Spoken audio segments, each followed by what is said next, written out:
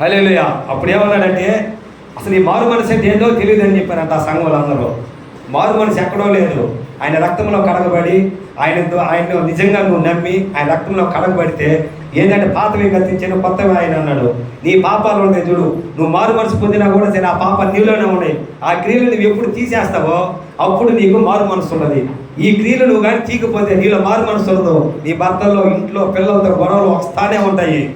అపవాది చెప్తున్నాడు, ఎవరు మింగిదమా అని కాసుకొని ఉంటే నిన్ను కాపాడువాడు కూడా నిద్రపోడని యోధ గోత్రపు సింహం వేసే ఒకసారి బిగ్గరగా చెప్పదండి భయపడతా, బిగ్గరగా చెప్పదండి. నేను బిగ్గరగా చెప్పదండి తాత. హల్లెలూయా. తర్వాత 1 తిమోతి 1:12 త్వరగా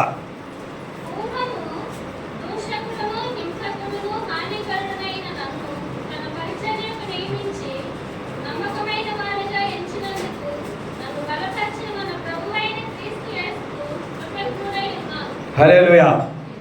అదే హింసకుడు ఎవడో మీకు తెలుసు కదా, అపోస్తలుడైన పౌలు తిమోతికి చెబుతూ అంటే ఆ సందర్భాన్ని చెప్తారు.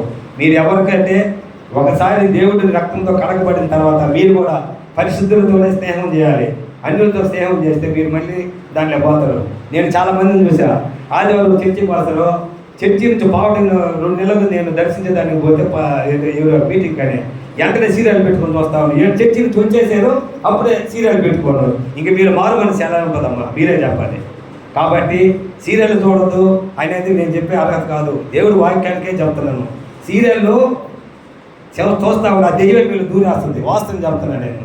ఆ సీరియల్ అనేది వదిలేసి వాక్యం చెప్పిన వెంటనే ఇంట్లో పోయి కావాలంటే అదే వాక్యాన్ని టీవీలో పెట్టుకుని నేనండి ఒరే దైవసేవకుడు ఏం చెప్పాడు, ఆయన నోట్లో ఏం వచ్చింది ఏంది అనేది మీరు కానీ గ్రహిస్తే మీరు నిజమైన క్రైస్తవులుగా ఉంటారు.